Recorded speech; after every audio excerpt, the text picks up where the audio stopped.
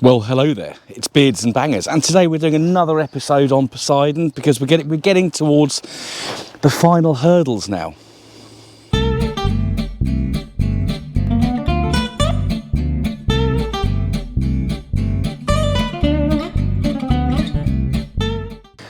So we're going to do a couple of jobs today. We'll start on a couple of jobs. We're going to look at the radios. We've got a brand new Extrons unit to fit, which we'll have a look at. It's not going to be straightforward, I know that, so we might be able to get it finished today.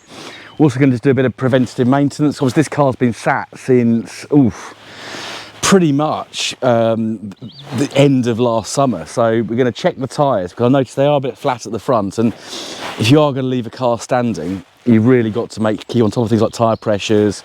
I put fresh fuel in it a few weeks ago as well, because even E5 fuel doesn't last that long, goes stale very, very quickly. So obviously we're running the car up quite frequently just to keep the battery in good check. It does need a service. It's going to need timing belts at some point as well. But we'll get the interior done first so we can drive the car. It's coming up for MOT as well in a couple of weeks' time. So there's a few things we need to start looking at. The airbag light will go out when the seats get fixed, so that's one thing that needs to do. But I will need to spend some money on it with the ABS. Obviously the belts and service can wait. But I will need to spend some money because the ABS light is on. It's not liking it, so it could be the module, it could be a sensor, who knows. We'll get it plugged in to T4 and get that kind of thing done. But we'll start off by just grabbing a very handy little tool that I've got that I may or may not have shown you before. I can't remember. I make so many videos, I can't remember absolutely everything. But we'll just check the tyre pressures, see how they're doing, and then we'll have another look over the car, some of the other bits as well, and we'll start something I'm not really looking forward to. We'll start on getting the car radio fitted, it's going to be a nightmare, but I'll take you along for the ride anyway. Yeah, so I'm going to use this DeWalt. It's just an 18 volts. I've got all DeWalt tools, so it's a 18 volt 4 amp hour set. It's basically a rechargeable air compressor. You've got a blower here and you've got an airline here. Now the only slight criticism I've got of this product is in bar, so it's not in imperial measurements, but we know with a ZT it's 32 psi, which is 2.2 bar. The other thing I'll point out to you while I'm standing here in this gorgeous sunshine, spring really has sprung, is this Beards and Bangers beanie hat. So if you head on over to my merch store, you can get one of these for 20 quid plus £2 postage. So if you want one, grab one, because I'm sure the weather's not going to stay like this until we get into proper summer. So you may need a beanie hat to keep your head warm, or you might just want to sponsor, or sorry, not sponsor, if someone wants to sponsor my channel, I'd love it, but you may just want to help me out and get some of my merch to help the channel grow. So grab the camera. We'll start with this wheel down here. Not very delicate with moving the camera, so really easy. So we'll just get our dust cap off. And these wheels you can see the rust. The car does need to drive. Obviously, it'll get a good blast down to AGF when I take it in for MOT in a couple of weeks. But yeah, these wheels started off on Hussey. So these are the Apex wheels I got off Diana, if you remember my black ZTT. That's the main reason I got the car, was because it had 4 Apex alloys on it. Put Goodyear Eagle F1s on, so it first went on my V8, but of course Apex alloys are wrong for a Mark 1 V8, so they spent a long time on Hussey. These tyres are superb. I thoroughly recommend Goodyear Eagle F1s because they're very grippy, they're extremely good at displacing water, and I just like them because it's nice to feel safe. So we'll turn this on. That'll tell us what our... So they're not too bad, but because the car's standing, we don't want to leave a car standing with tyres that are ever so slightly flat. So very easy on this thing. Hopefully you can see what I'm doing. So we'll just adjust the pressure we want. So 2.2 bar. And I suspect the other side's probably not as full. 2.2, let's go 2.21, just because you will lose a bit when we disconnect. So press the play button, and it's as simple as that. It just starts inflating. This is a really, really handy thing to have, because you're not relying on the 12 volt socket. I'll just check that. That's fine, that's good, that's done. So that's really easy. So we just lose a tiny bit when we're doing that. So I'm just going to go around, check all the tyres. Then we'll have a little look in the engine bay, see what he's doing under there, and then we shall start on this radio, which I'm really not looking forward to. Yes, interestingly, this side was okay, kind of 2.1 on both of those. But these two, so obviously the near side always gets a bit more abuse. That was 1.9 bar, and that was 1.95 bar. So it definitely did need topping up. So it's good we've just done that. I know it sounds like a small thing, but if you've got a tyre that's misinflated and the car's really just sitting, the tyres can go out of shape. You can end up with bulges, or you can end up with flat spots, and it's not good. So I'm just going to give the car a quick drive around the yard, just to try and clean those brakes off a little bit, and then we'll have a look under the bonnet.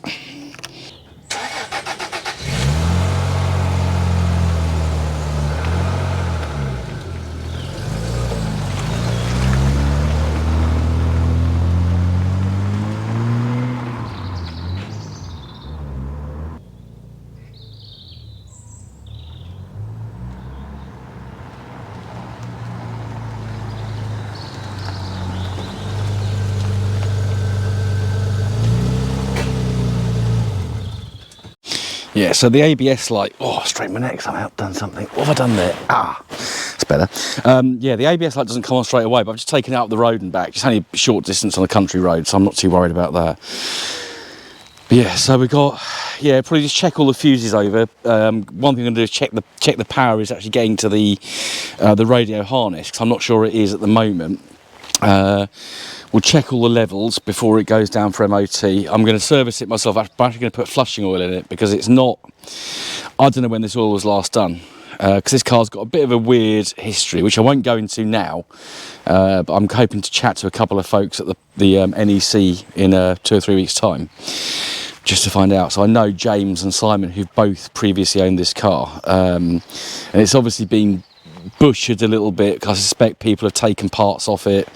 Leather seats should have been in this car. There's bits missing. The cruise control wasn't working, so we need to kind of work through all that. But the kind of priority now is to get it back together inside, get it road legal with an MOT, and then we'll start working on the engine. But yeah, it all sounds good. It needs filling up with fresh fuel, and basically all that fuel drop. We need to just drive the car, put Forte flushes in it. I know people say it's snake oil.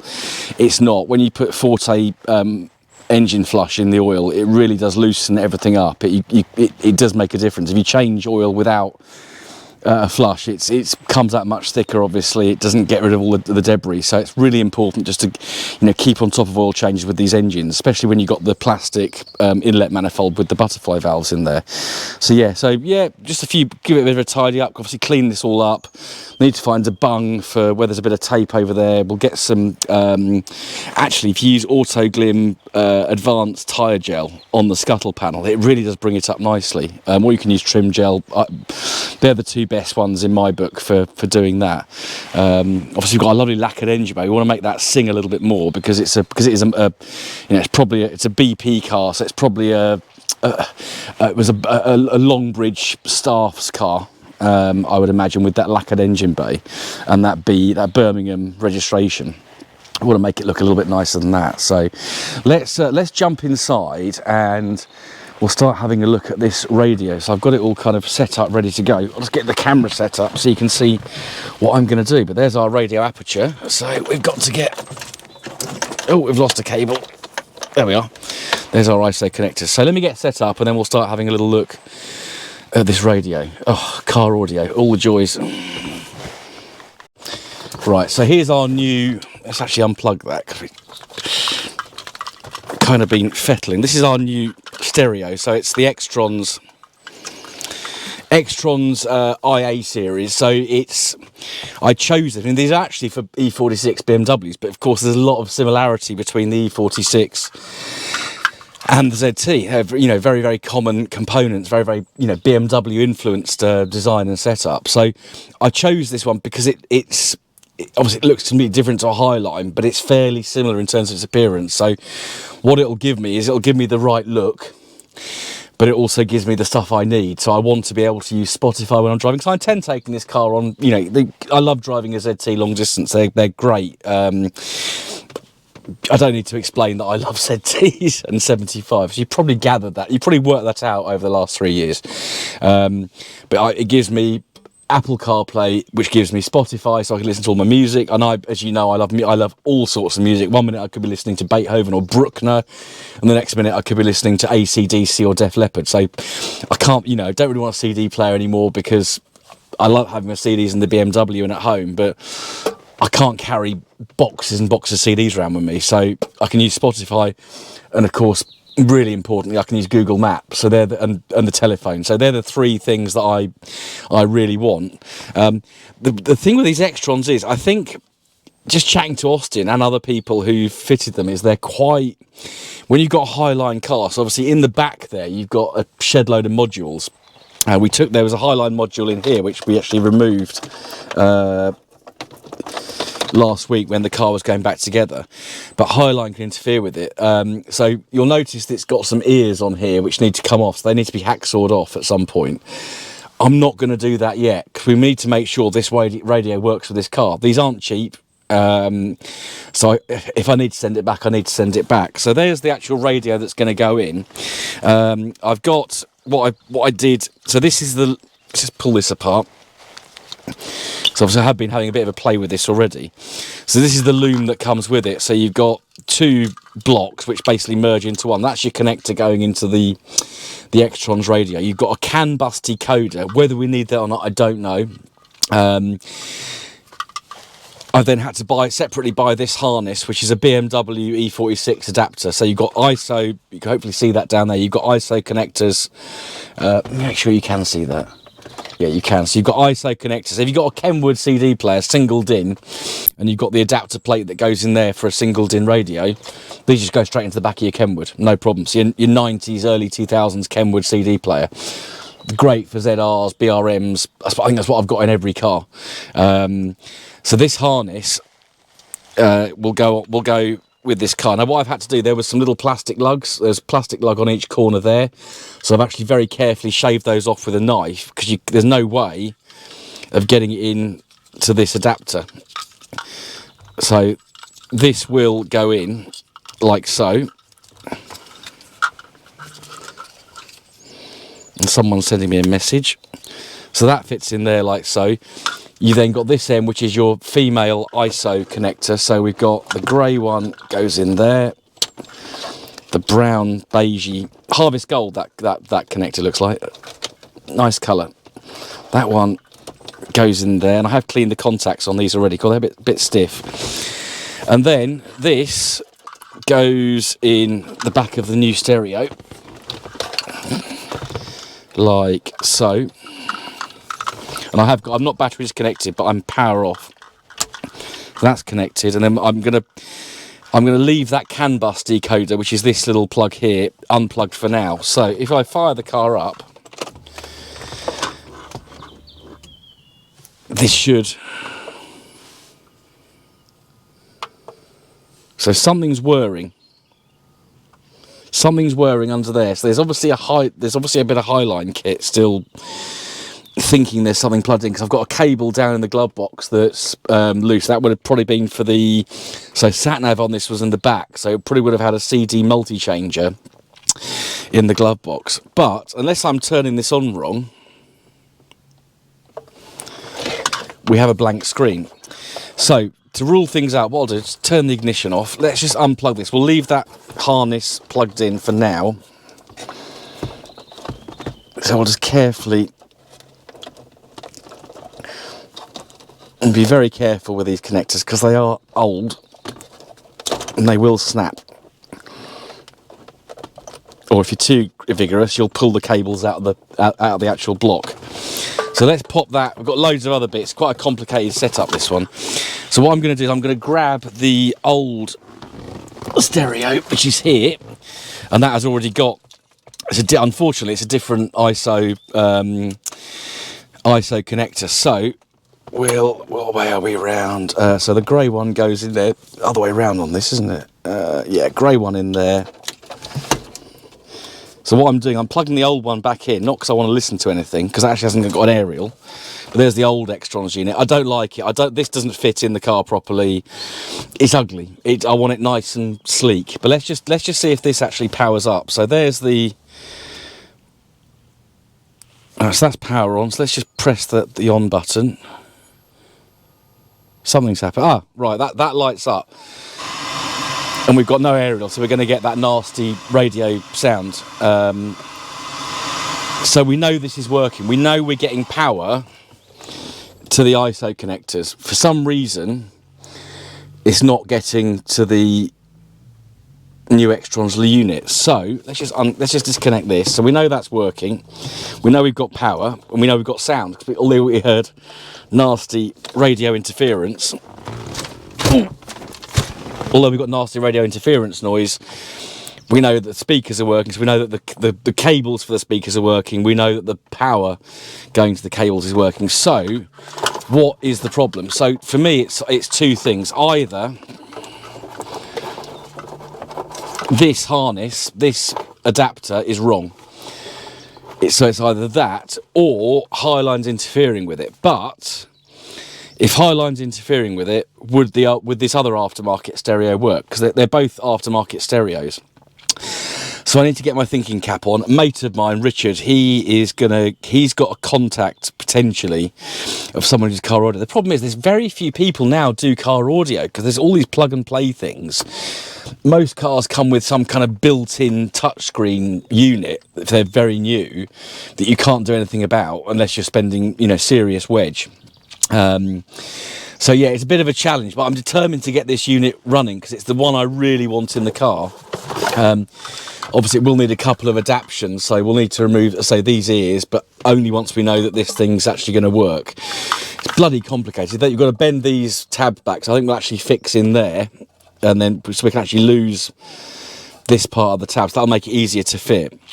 But also on the back of it, I've already fitted the DAB aerial, so here's the DAB aerial, although how that fits the car, because I've got 4G GPS, so I don't need GPS because I'm going to be using Google Maps. I'm not going to use 4G because I'm going to use Apple CarPlay. So does the aerial go in there, or does it go in here? So we've got this adapter somewhere, he says.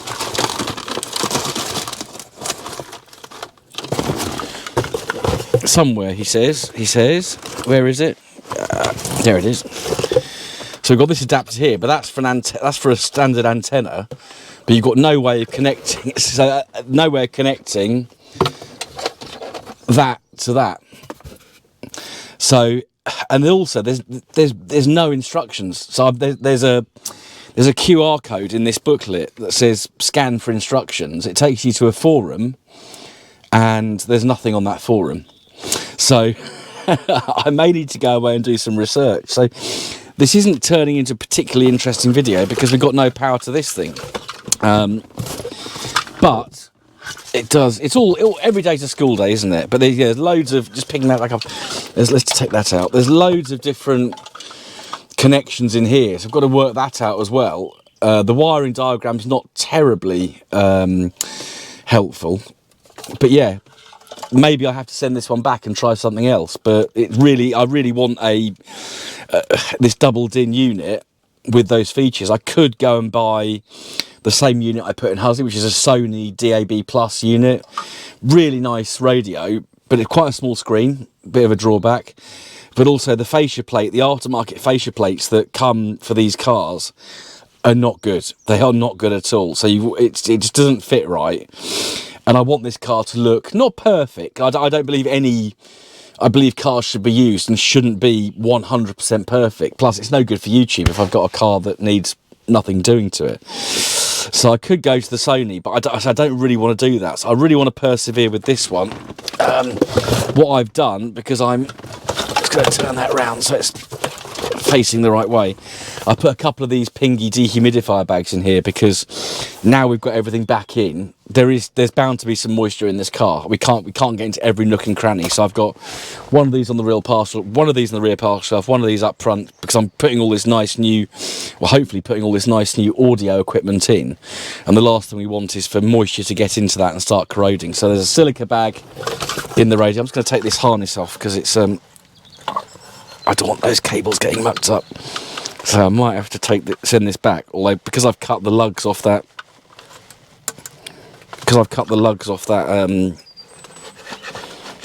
cool, that really doesn't want to come out there. Maybe I won't take that out. Because I've cut the lugs off there, maybe they won't accept it back, but we might have to try it. So I'm going to have to get back to you on this radio malarkey. So I think the first job is to get a multimeter, which I haven't got here, and actually see if there's power getting to that new harness. And if there is, then why is it not working? I suspect it's power. I suspect that harness is wrong. I'm hoping it's just that and not highline interfering, because that's going to be a pain in the backside. Basically, I'm going to take all the highline stuff out, so that means I've got to get in the boot anyway to give that a tidy up. But see, the sat nav auto chain CD-ROM drive for the sat nav needs to come out. That'll create more space in the boot for starters, which is good.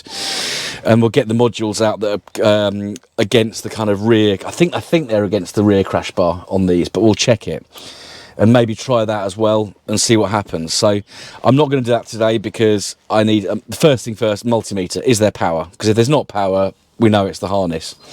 So we know there's power getting to these, but it's not getting to the radio. So yeah, another fail. When I try and do something electronic, I did it on the BMW the other day, and I failed on that, and I failed on this. So, but it's reality, so this isn't going to be a quick fix. If I have to drive the car without a radio and just use a quad lock to hold my phone up, so be it. But it is what it is. These things happen. These things are sent to try us. So a few weeks have passed, and the radio has been fitted by Dan from DN Auto Electrics in Aylesbury. So very pleased with what he did. He had to do quite a bit of butchery with the cables. So he's actually used the harness that I bought. So that they actually were okay, but he had to actually amend them. So just if you are going to get this unit, just be careful. Also, if you're good with auto electrics, then happy days. One thing we've got to do, I had to buy another piece. So the Extrons units, the DAB doesn't plug it. So remember, earlier in the video, I said I wasn't sure where the DAB aerial plugged into. It actually runs off a USB, so I've had to buy this dongle. So what I'm going to do quickly is just feed that. So I've got two USBs, so we'll just pull that out. So that will sit in there. We'll tape this when I put the glove box back in. That'll be taped up somewhere so it's hidden. And then I'm hoping,